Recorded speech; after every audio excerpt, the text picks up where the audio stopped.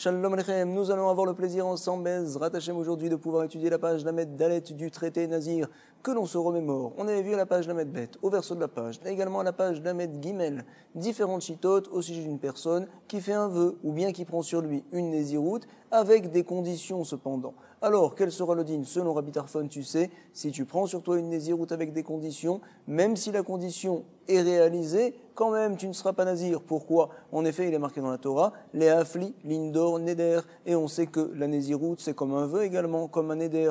On se doit de les hafli, de dire les choses de manière méfourache, de manière claire, sans condition. Si on a dit une condition, alors en effet, on ne sera pas nazir, il n'y aura pas de nedarim. Ça, c'est ce que pense Rabbi Tarfon. Mais attention, les autres Tanaïm ne sont pas d'accord. Il y a tout d'abord, on va parler de la chita de Rabbi Shimon. Au contraire, lui, il va dans l'autre sens. Il nous dit, tu sais, Vadaï, lorsque la condition s'est réalisée que tu es nazir. Mais il nous rajoute également, même si par la suite tu n'as pas pu vérifier, si la condition s'est réalisée. En effet, c'est un safek. Par exemple, une personne passée et tu as dit, je prends sur moi d'être nazir si jamais cette personne-là s'est réouvene. Par la suite, cette personne, elle est partie, elle s'est enfuie, tu n'as pas pu savoir. Quel sera le din? Dira Rabbi Shimon, tu es en safek, tu es quand même nazir. Pourquoi?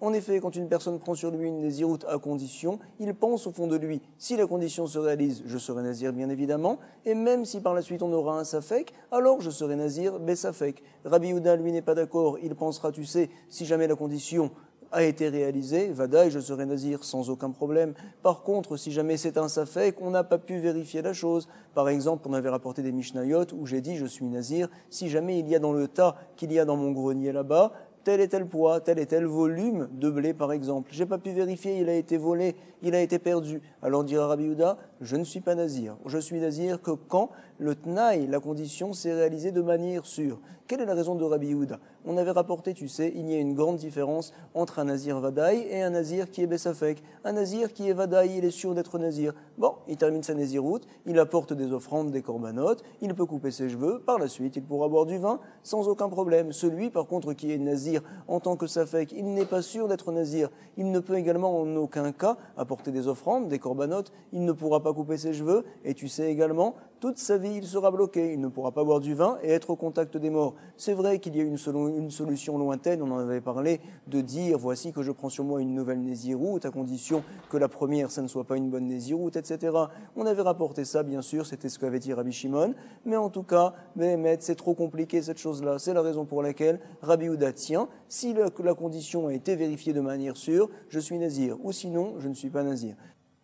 En tout cas, voici jusqu'à présent ce que l'on a vu à la page d'Amed Bet, au verso de la page, à la Mishnah. C'est vrai, mais on doit se rappeler également d'un point très important, une marloquette entre Bet Shammai et Bet Hillel. Ça nous aidera à comprendre la nouvelle Mishnah à la page d'Amed Dalet, donc c'est à la 12e ligne. À savoir, Bet Shammai pense, tu sais, lorsque j'ai sanctifié un objet par exemple, Betaoud, j'ai mal dit donc les mots de la sanctification du Ekdesh. Quand même, on considérera que Ekdesh Betaoud c'est un bon Ekdesh, comme ça pense Bet Shammai. Ah, pourquoi une telle chose? Au fond de son cœur, la personne voulait sanctifier l'objet, quoi qu'il arrive. Si jamais je dis par exemple, voici que je serai nazir, si la personne qui passe devant moi c'est Réhouven, par la suite on a vu ce n'était pas Réhouven, alors je suis nazir, Bet Shammai nous dira oui, tu es nazir, au fond de ton cœur tu voulais l'être, alors tu seras nazir. Comme ça tient Bet Shammai, c'est vrai, mais Bet Hillel ne pense pas comme ça. Bet Hillel dit qu'un Ekdesh Betaoud ce n'est pas un Ekdesh, également une nésiroute ou un vœu qui est fait Betaoud de manière erronée, ce n'est pas un vœu. Tout va très bien, mais vous allez voir maintenant, on va avoir une nouvelle Mishnah, et cette Mishnah-là, apparemment, elle va aller comme Bet Shammai. Alors, ça sera le problème que vont nous rapporter les Mefarshim, on en parlera. Vient nous dire la Mishnah. Ra eta gvi. Certains appellent ça le koi. C'est un animal, on n'est pas sûr que ce soit une bête domestique ou bien une bête qui n'est pas domestique. C'est ce que on se pose la question. En tout cas, une personne l'a vu, la première personne, il l'a dit, il était persuadé que c'était une bête domestique. Je prends sur moi d'être nazir si jamais c'est une bête non domestique. Voici ce qu'il a dit. Il était sûr comme quoi la bête était domestique en effet. Ra et akoi ve'amar areni nazir chez Zechaya. L'autre personne, qu'est-ce qu'il a dit au contraire? Hareni nazir chez Ze eno chaya. Je prends sur moi d'être nazir si jamais cette bête-là, ce n'est pas une chaya. Je suis sûr sûr que c'est une bête non domestique, que c'est une chaya. C'est la raison pour laquelle je dis de telles paroles. Voici donc la réaction de la troisième personne maintenant, on nous ramène ici. Hareni Nazir, chez Behema, je prends sur moi d'être Nazir, si cette bête-là, c'est une bête domestique. La quatrième, à l'inverse, je prends sur moi d'être Nazir, si la bête n'est pas domestique. Hareni Nazir, chez Enze Behema. Voici les paroles des quatre premières personnes, et la cinquième va rajouter. C'était un groupe en effet, ils ont tous vu la bête en même temps. Hareni Nazir, chez Ze Chaya Behema. Je prends sur moi d'être Nazir, si jamais cette bête-là, elle est aussi Chaya et aussi Behema. Elle a des parties d'une bête domestique et des parties d'une bête non domestique. En effet, cette personne-là pensait que le koi, c'est ni l'un ni l'autre finalement. C'est une bria bifne atzma, donc une entité, on va dire, bifne atzma, qui est indépendante des autres animaux. En tout cas, ça c'est la réaction du cinquième. On va voir tout de suite la réaction du sixième. Hareni Nazir, Shenze, lo chaya velo behema. Je prends sur moi d'être Nazir si cette bête-là n'est ni l'un ni l'autre. Voici ce qu'il a dit. En tout cas, maintenant nous allons voir, va nous dire la Mishnah, la réaction des trois dernières personnes. En effet, on en a 9. On nous dit, tu sais, Hareni Nazir, chez Echad Mikem Nazir. Le septième, qu'est-ce qu'il a dit? Je prends sur moi d'être Nazir si jamais l'un d'entre vous est Nazir. Alors là, je vous garantis, c'est sûr qu'il sera Nazir. Il y en a forcément un qui est Nazir dans tout ce lot-là. La bête, quoi qu'il arrive, soit c'est une Chaya, soit une Behema, soit c'est un peu les deux, soit ce n'est rien, c'est une création, donc Bifne Atzma, mais en tout cas, forcément, il y a une personne qui est Nazir. Voici ce qu'il a dit. Nazir, chez Echad Mikem Nazir. L'autre, qu'est-ce qu'il a dit? Hareni Nazir, chez Echad Mikem Nazir. Je prends sur moi d'être Nazir si jamais aucun d'entre vous n'est Nazir. Je vous garantis, celui-ci, normalement, il ne devrait pas du tout être Nazir. C'est pas possible. Il y a forcément quelqu'un d'entre eux qui est Nazir. En tout cas, la neuvième personne, qu'est-ce qu'il va dire? Regardez, Hareni Nazir chez Kulechem Nezirim. Je prends sur moi d'être Nazir si jamais Kulechem Nezirim, vous êtes tous Nazir. Quel sera le dîme? Alors on rapporte dans la Mishnah incroyable, Hare Kulan Nezirin, ils sont tous Nazir. Comment est-ce possible une telle chose qu'ils soient tous Nazir? Alors on va expliquer comme ça. Normalement la Mishnah va comme Bet Shammai, que même quand c'est un neder, un vœu, ou bien une Nézirout Betaout qui est erronée, quand même on veut dire que la personne voulait au fond de son cœur être Nazir. Comme ça va nous dire le Mefaresh, à droite, c'est vrai, mais les autres Mefarshim ne veulent pas dire une telle chose, ils préfèrent dire comme quoi la Mishnah ici, en fait, elle parle de Nézirout, finalement, Bessafek, à savoir que chacun est nazir en tant que safek. Il ne sait pas si ces paroles se sont réalisées ou pas. C'est la raison pour laquelle tous seront nazirs. C'est comme Beth Hillel en effet. C'est vrai comme quoi, si c'est un Ekdesh Betaout, c'est pas un Ekdesh. Si tu as pris une naziroute et que la chose ne s'est pas réalisée, tu n'es pas nazir. Mais comme on ne sait pas, alors on est en safek, tout le monde se devra d'être nazir. Voici donc l'opinion de la Mishnah, c'est Beth Hillel selon les Mefarshim, selon les commentateurs. En tout cas, point final. L'Agma va nous dire tout de suite, Tane Chada, Tishra Nezirim. On va voir deux braïtot. Il y a une braïta qui nous enseigne 9 Nezirim. Il y a un cas où il y a 9 Nezirim. Je te dirai simplement, c'est notre Mishnah en effet. On a rapporté que les 9 sont Nazirs. Il y a une autre braïta par contre qui est plus dure, Vetania Idar. Il est marqué là-bas Tishra Neziruyot. Il y a 9 Nezirut, à savoir donc une personne qui a sur lui 9 Nezirut. L'Agma dit je ne comprends pas. Bishelema Tishra Nezirim. Donc, ce que tu m'as dit qu'il y a 9 Nézirim, 9 personnes qui sont Nazirs, Kegon, Deave, Gavre, Tfe, il y avait en effet beaucoup de personnes, comme dans la Mishnah, il y en avait 9, des Itfis, Veazil, Be, qui ont tous donc parlé, qui se sont comparés à telle et telle situation. Finalement, ils sont tous Nazirs en tant que Safek, parfait. Mais l'autre Braïta qui nous dit qu'il y a une personne qui a 9 Nézirut sur lui, je ne comprends pas. Et là, Tish'a Néziruyot, Lechat Gavra, Echimishkaratla, pour une personne, 9 Nézirut, Echimishkaratla, quand est-ce que tu peux trouver une telle chose, nous rapporte la Gemara. Echimishkaratla, dit la Gemara, où c'est qu'on peut trouver une telle chose, que la personne soit 9 fois Nazir, Bishenema, Shit. Bon, je comprends que tu me dises qu'une personne peut être 6 fois Nazir, Mishkaratla, tu peux trouver, comme on le voit du reste dans la Mishnah, Kedetnan. En effet, on parlerait cette fois d'une seule personne qui a dit, voici, je suis Nazir, si la bête c'est une Chaya, je suis Nazir, si la bête ce n'est pas une Chaya, je suis Nazir, si la bête c'est une Behema, je suis Nazir, si la bête n'est pas une Behema, je suis Nazir, si la bête c'est une Chaya et Behema à la fois, si la bête c'est ni une Chaya ni une Behema. Alors tu sais, c'est un Safek tout ça. 6 Nézirut, Bessafek, très bien, il y en a 6. Mais 9, je ne peux pas les trouver, comme nous dit la Gemara. Aval, Tlata, les 3 derniers, par contre, Echimishkaratla, comment peux-tu les trouver? Va nous répondre Rav Shechet. Amar Rav Shechet, Kegon de Amar, Arini Nazir, Benezirut, Akol Alay. C'est donc une personne qui est venue après la parole de ces 9 qu'on a vu dans la Mishnah, et il a dit, je prends sur moi, donc toutes les Néziroutes de vous 9, mes chères personnes qui sont devant moi. Et bien, ils étaient tous Nazirs, alors lui aussi également, ça voudrait dire qu'il a pris sur lui 9 Néziroutes tout simplement. Chazako Baruch, maintenant nous allons avoir le plaisir de commencer un nouveau Pérec, le 6e Pérec déjà, Hadran Alar Bet Shammai. On y va tout de suite. On connaît donc les Isurim du Nazir et on va les reprendre maintenant. On nous dit là-bas, tu sais, Shlosha Minin Asurin Ben Nazir. Il y a donc 3 mines, 3 espèces finalement, 3 choses différentes qui sont interdits pour le nazir, à savoir Atuma, Ve'atiglachat, Ve'ayotse minagefen, le fait de s'interdire d'aller être au contact avec les morts, également Tiglachat de se couper les cheveux, il n'a pas le droit, Ve'ayotse minagefen, également ce qu'il sort de la vigne. Ce sont 3 choses. Pourquoi on dit 3 mines ici, 3 espèces? C'est 3 interdictions en fait qui sont dans des catégories différentes, à savoir l'atouma, c'est rien, je ne rentre rien dans mon corps, également je n'ai rien à couper de mon corps, c'est quelque chose d'extérieur, je n'ai pas le droit de rentrer dans un endroit où il y a là-bas un mort. Il y a par contre autre chose qu'on appelle la tiglachat cette fois. Ça ne rentre pas dans mon corps, mais je me dois de couper une partie de mon corps, de couper mes cheveux à la fin de la Néziroute. Le 3e, ça rentre dans mon corps et c'est du vin. Ayotse, minagefen, ou bien par exemple donc des raisins. Je n'ai pas le droit de les rentrer dans mon corps. Ce sont 3 minimes. Voici ce que nous rapporte la Mishnah. On le savait très bien, mais tu sais, on va nous rajouter ici des ridushim, vekol ayotse minagefen, mitzarfim, ze imze. Tu sais, il est marqué dans la Torah, toutes les choses qui viennent de la vigne, alors tu n'as pas le droit d'en profiter. C'est ce qu'on appelle un lav chez Biklalout, une interdiction qui vient regrouper certaines choses finalement. C'est la raison pour laquelle, kol ayotse minagefen, mitzarfim, ze imze. Tout ce qui vient de la vigne, alors c'est mitzaref. Ça se complète, on va dire. On sait que le issour, c'est uniquement quand est-ce qu'on est puni, bien sûr qu'on recevra malkout, qu'on recevra des coups, si jamais on a mangé par exemple un kazaït de différentes choses qui sont interdites dans la Torah, du cochon par exemple. Alors ici, tu sais, si jamais j'ai pris moins qu'un kazaït d'une certaine chose qui vient de la vigne, moins qu'un kazaït d'autre chose qui vient de la vigne, on en parlera par la suite, alors quand même, puisque tout se regroupe, je serai chayav parce qu'en tout, il y a un kazaït. C'est ce que l'on dit ici dans la Mishnah. Par exemple, donc, j'ai mangé le raisin, j'ai mangé un peu de peau de raisin, j'ai mangé également des pépins de raisin. En tout, je suis arrivé à un kazaït, je serai chayav. Va nous dire la Mishnah, ven chayav atcheyochal mina anavim kazaït. Je serai chayav uniquement lorsque j'aurai mangé des raisins kazaït. Ça veut dire quoi? Des raisins ou bien tout ce qui est mangeable comme le pépin de raisin ou comme la peau de raisin. Ça viendra par contre exclure la chita qu'on verra par la suite qui nous dira que je serai chayav même si j'ai mangé des feuilles de la vigne là-bas par exemple ou bien j'ai mangé des petites tiges qu'il y avait dans la vigne. Alors ça tu sais, tu ne seras pas chayav si jamais tu manges une telle chose. Va nous dire la Mishnah, on la continue, nous sommes au verso. Mishnah Rishona Omeret. Avant, au départ, ils avaient l'habitude de dire Hacheishte Reverit Yayin. À savoir, on ne regarde pas Kazaït, on regarde Revit. En général, quand je mange quelque chose d'interdit, je suis Chayav. Quand je mange un Kazaït, environ 27 grammes, environ 29 grammes, c'est vrai. On regarde toujours en néphar, en volume.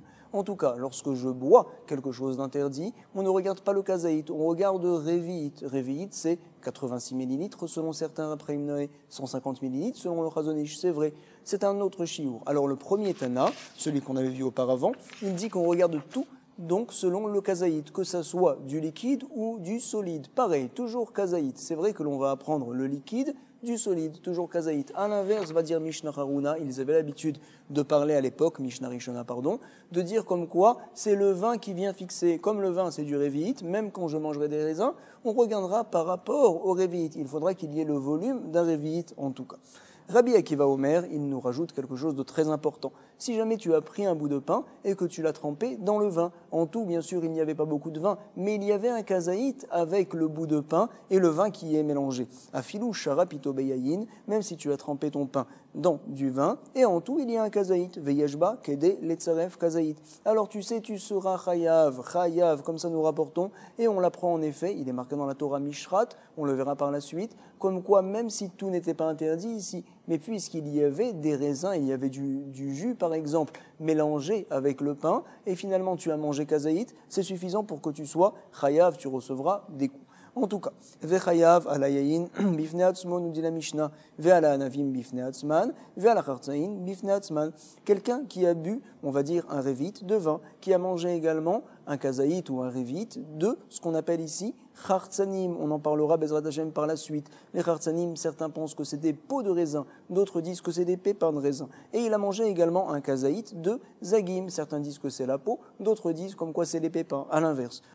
Quel sera le din dans ce cas-là? Nous rapporte la Mishnah, chayav bifnei atzmo, tu seras chayav 3 fois si jamais tu as mangé la quantité de raisin, la quantité de pépins, la quantité adéquate pour être chayav de peau de raisin. C'est 3 isurim différents finalement, et donc tu seras chayav 3 fois. Comme ça nous rapporte la Mishnah.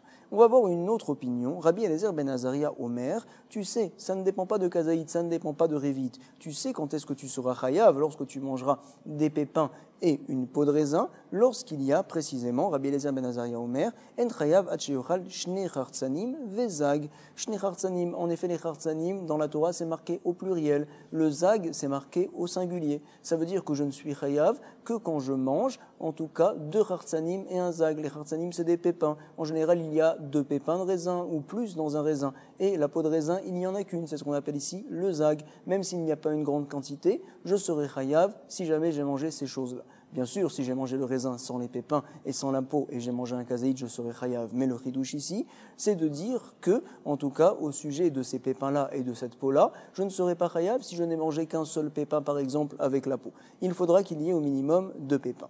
Comme ça, on rapporte ce nom Rabbi Eliezer ben Azaria. On le relit. Rabbi Eliezer ben Azaria Omer, en chayav atcheyoral shte chartzanim vezag, elouen chartzanim velouen zagim. On va expliquer maintenant ce que c'est les chartzanim, ce que c'est les zagim. Il y a tout d'abord la chita de Rabbi Yehuda qui n'est pas d'accord avec Rabbi Eliezer ben Azaria, comme on le comprendra par la suite. Elou, on dit tout de suite comme quoi hartzanim, elou, achitzonim. Les chartzanim, c'est la peau de raisin. Lui, il ne pensait pas comme ça. Il disait comme quoi c'était les pépins. Et qu'est-ce que l'on considère comme zagim? C'est ce qu'il y a à l'intérieur. Azagim, elou, apnimim. Parfait. Ça, c'est Rabbi Yehuda. Rabbi aussi va comme Rabbi Eliezer ben Azaria, à savoir Rabbi aussi Omer, chez l'autre, ne viens pas te tromper, je pense comme Rabbi Eliezer ben Azaria. Pourquoi? Kezug shel behema. Tu sais, il y a une petite clochette que l'on accroche sur la bête pour ne pas qu'elle se perde, pour qu'on sache où elle se trouve. C'est ce qu'on appelle le zoug. Alors, achitson, zoug, en général, c'est une grosse boule de cuivre ou de fer comme ça, et à l'intérieur, il y a une petite clochette. Alors, la boule de cuivre de fer qui est à l'extérieur, que l'on voit tous, c'est ce qu'on appelle le zoug. Ve'apnimi, inbal. Et ce qu'il y a à l'intérieur, c'est le inbal, c'est la petite clochette. Tu vois que le zoug, en fait, c'est quelque chose qui est extérieur. Ici aussi, pareil, le zoug, c'est la peau du raisin, comme l'opinion de Rabbi Eliezer ben Azaria et contre Rabbi Yehuda.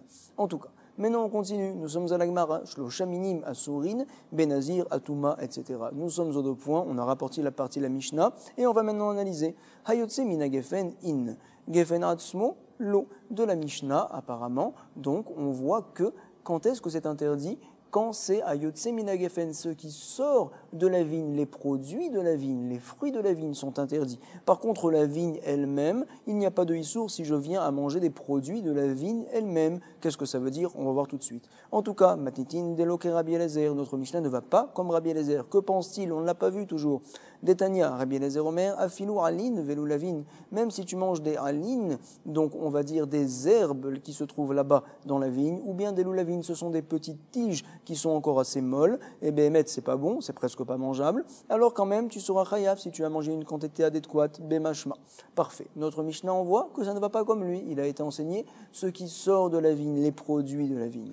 D'autres vont dire non, ce n'est pas du début de la Mishnah que je vois que ça ne va pas comme Rabbi Eliezer, c'est de la fin de la Mishnah, de la suite. Ikade Amrela à ses fins, à savoir, qu'est-ce qu'on avait dit là-bas? Et no chayav ela tcheyochal mina anavim kazaït. Quand est-ce que la personne sera chayav? Quand il mangera des raisins kazaït, à savoir des raisins, des pépins de raisin et de la peau de raisin. C'est batel, ça s'annule au raisin, c'est vrai. Dans ce cas-là, je serai chayav. Si par contre je viens à manger des branches, par exemple, ou bien donc des petites tiges que l'on a parlé, des petites feuilles de la vigne, dans ce cas-là, je serai pas tour. C'est ce que l'on dit ici. Ça ne va pas comme l'opinion de Rabbi Eliezer. C'est ce que l'on rapporte tout de suite. Mine anavim in, me'agefenatzmo lo.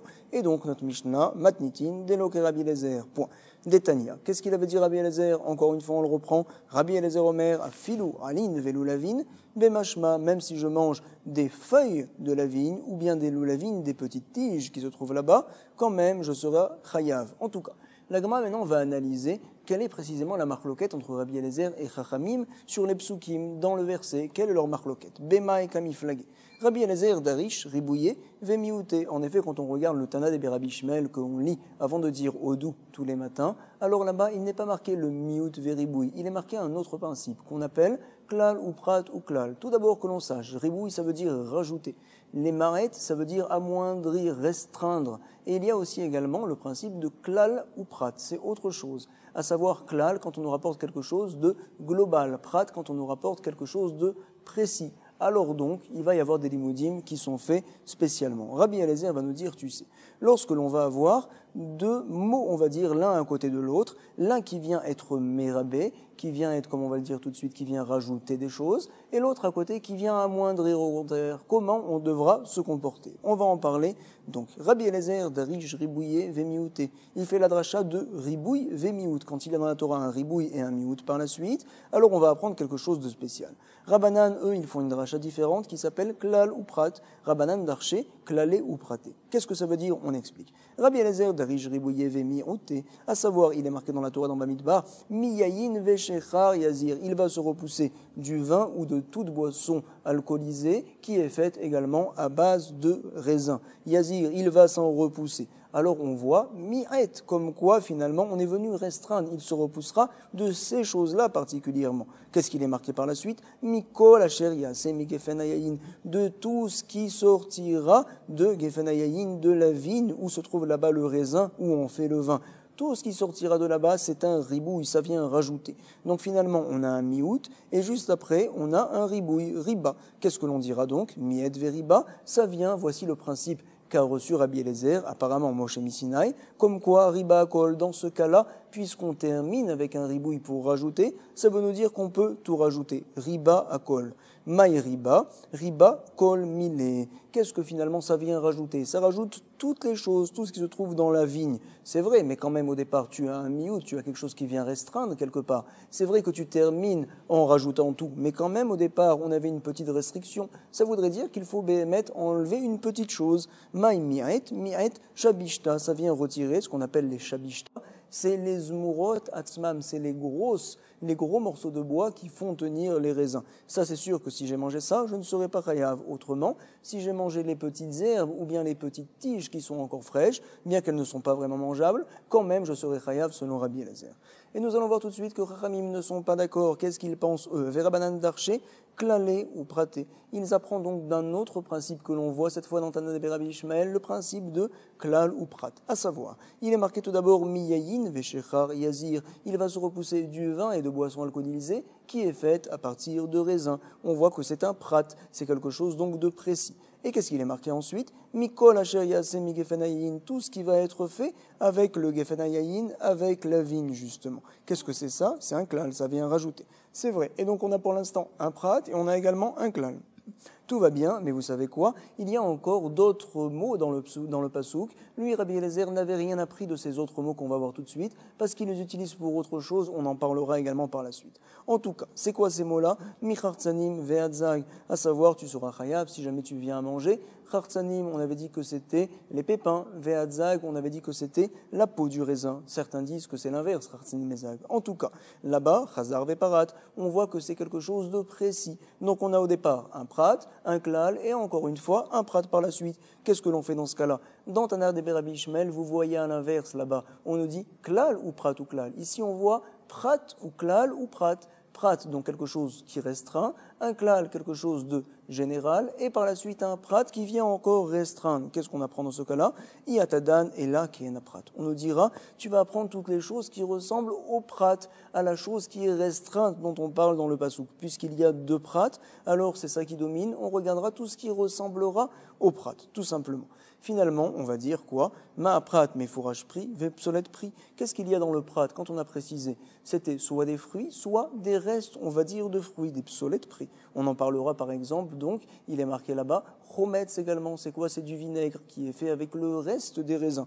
Alors je vais te dire, tu sais, quand je serai chayav, de la même manière que le prat parle de prix et de restes de fruits, de psolètes pris, également tout ce qui est rajouté, c'est des prix, vepsolet pris, afkol pris, vepsolet pris. Parfait. Ou bien peut-être que non, le limoud je vais le faire différemment. Ima aprat mes fourrages prigamour. Tu sais en fait ces choses-là c'est pas vraiment des psolettes, ce sont pas vraiment des restes de raisin. C'est pas vrai, on peut pas dire que c'est des psolettes. C'est considéré quelque part comme un fruit. Alors je vais te dire ima aprat mes fourrages prigamour, afkol prigamour. Finalement toutes ces choses-là qu'on énumère dans la Torah, ça fait partie du fruit. Alors de la même manière que c'est le fruit lui-même, également tout ce qu'on va rajouter c'est des fruits eux-mêmes, nous dit la Gemara. Deux possibilités de faire le limoud. Elle va nous dire, tu sais, la deuxième possibilité, elle ne tient pas. Je suis obligé de tenir comme la première possibilité qu'on a rapportée. Pourquoi? Amarta, imken, si jamais on tient comme le deuxième limoud, alors si c'est ainsi, qu'est-ce qu'on pourrait déduire, qu'est-ce que l'on pourrait rajouter, si jamais tout doit ressembler donc au prat qui lui-même est un fruit. Alors qu'est-ce qu'il y a comme fruit dans la vigne, à part le raisin? Il n'y a pas de telle chose. Chez le Hamaro, quelle est la chose dans le passouk qui n'a pas été dit? Anavim lachim veyeveshin, peut-être donc des raisins qui sont encore mouillés, qui sont encore humides, qui n'ont pas été asséchés, ou bien des raisins qui sont sèches, qu'on appelle des tsimukim. Mais attends, c'est pas possible. La Torah l'a écrit déjà de manière claire, activée. Yayin vechometz, peut-être tu me diras finalement on parle du vin, on parle donc du vinaigre, c'est pas possible, c'est marqué également dans la Torah clairement, ha activé. Forcément, ha-en alecha ladun, kelashon acharon. Ne fais pas le dernier limoud qu'on t'a rapporté, que ça doit être un fruit en lui-même. Non, behemet, tout ce qui est un fruit, ou même de l'obsolète d'un fruit, des restes d'un fruit, on l'apprendra de ce limoud-là. C'est ce que l'on nous dit tout de suite. Ha-en lecha ladun kelashon acharon, et la kelashon rishon. Point.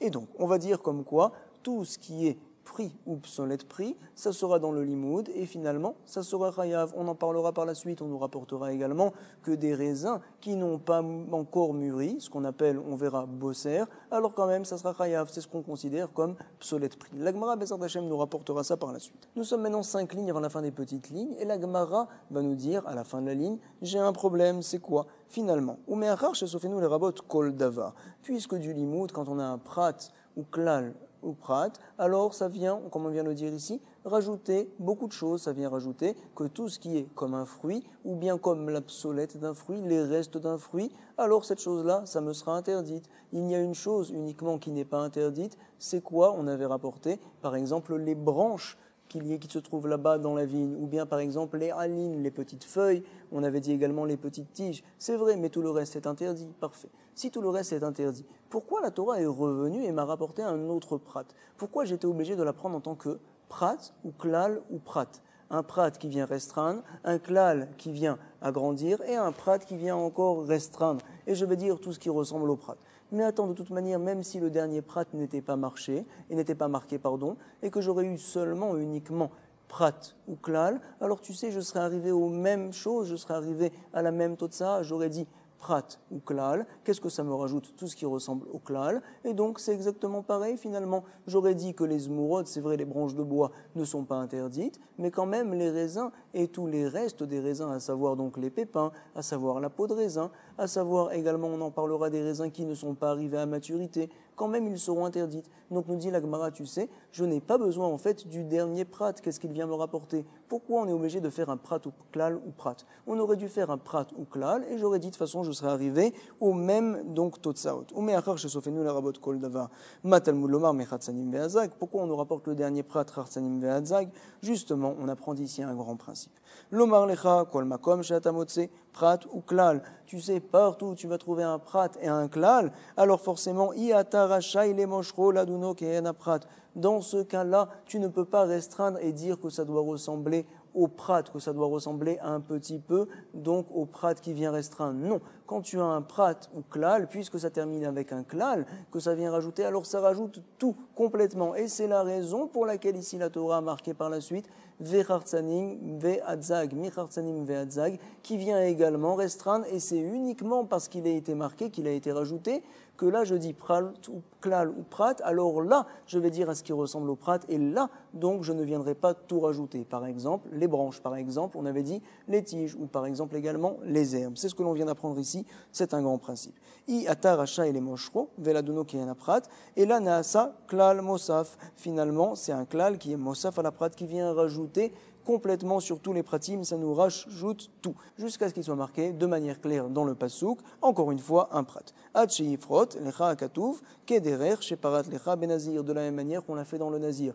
Encore une fois, il ressort d'ici que si jamais on a un prat et par la suite un klal, donc on restreint et par la suite on vient rajouter, alors je dis rajoute tout, tu peux y aller, parfait. Si par contre j'ai un prat, j'ai un klal et je reviens avec un prat pour restreindre, alors là je dis il faut, c'est vrai je vais rajouter beaucoup de choses, mais il faut qu'il ressemble quand même au prat, à ce qu'on est venu parler de manière claire, comme Khartsanim, Ve'azag, comme on le voit du reste dans le Nazir. C'est la raison pour laquelle là-bas, je te dirais que les branches ne sont pas interdites, par exemple. Parfait. En tout cas, nous allons donc continuer, nous allons revoir ce que l'on avait rapporté plus haut. Amarmar, ma prat, mais forage privé, obsolète pris. On avait dit, tu sais, de la même manière que le prat, alors de quoi parle-t-on là-bas? De fruits et des restes de fruits, vepsolète pris. Alors, afkol pris, vepsolète pris. Également, on rajoutera tout fruit ou tout reste de fruits. Alors, on va expliquer de quels fruits et de quels restes de fruits on parle dans le passage. Tout d'abord, pris, les fruits c'est quoi? C'est inve, tout simplement, ce sont les raisins. Psolète pris, les restes de fruits dont on parle dans la Torah, c'est quoi? Maïhi, chomet, c'est le vinaigre qu'on fait avec le reste des raisins qui ne sont pas très bons. Alors je vais rajouter également afkol pris, tout fruit également peut être rajouté. C'est quoi par exemple? Maïhi, guharki, ce qu'on appelle nous bosser, c'est un raisin qui n'est pas arrivé à maturité, qui est petit. Il est plus petit, on le dit dans le traité Nedarim, qu'un kfol à la vanne, un petit pois blanc. En tout cas, celui-ci aussi également, il sera interdit, guharki nous dit la Gemara. Et on rajoute également toute psolète pris, afkol des psolètes pris. Qu'est-ce que ça veut dire maïhi? Amarafkana, leatouye, inve, dirin. Ça vient rajouter donc des anavim, dirin, ça veut dire quoi? Qui ont pourri, à savoir il y a des bêtes qui sont rentrées dans ces raisins-là. Ah, bah finalement, je pourrais peut-être les manger, je suis nazir. Non, quand même, ça t'est interdit. Non seulement tu as le issour, bien sûr, de manger des bêtes, il faut faire attention, mais également tu as le issour de nazir, bien que finalement, il y a des bêtes, il y a des vers qui sont rentrés dans ce fruit-là. Point.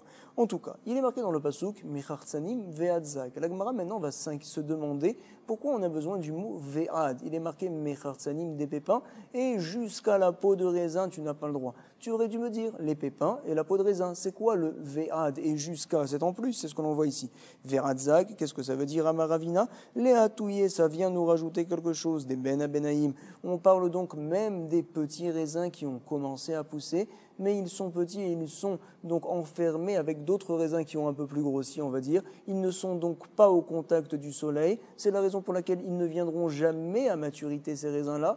Quand même, je te dirais, tu sais, si tu les manges cela également, alors tu seras chayav. D'où c'est qu'on apprend ça? Le ve'ad, c'est un mot en plus. On nous apprend également cette interdiction-là. Comme ça, la Gemara vient à nous rapporter. La suite, Bezrat Hashem, on l'analysera dans la prochaine page. On reprendra tout ça. C'est en fait toute une analyse assez longue. Bessi Atadishmaya pour la page Lamed Hei. Je vous souhaite beaucoup de Hatzlacha. Toda Rabba, Kol Tov, Shalom Shalom.